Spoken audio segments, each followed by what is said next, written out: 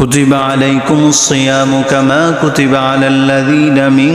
قبلكم لعلكم تتقون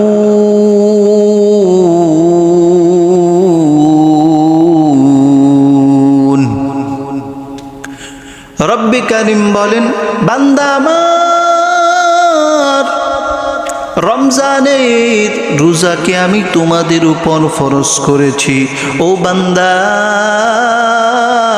পূর্বের নবীদের উম্মতদের উপরও আমি এই রমজানের রোজাকে ফরজ করেছিলাম ও বান্দা কেন আমি রমজানের রোজাকে ফরজ করলাম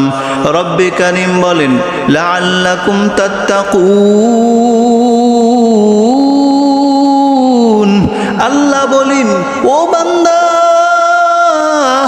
তোমরা যেন তাকওয়া অবলম্বন করতে পারো এই জন্য আমি আল্লাহ রমজান দিলাম।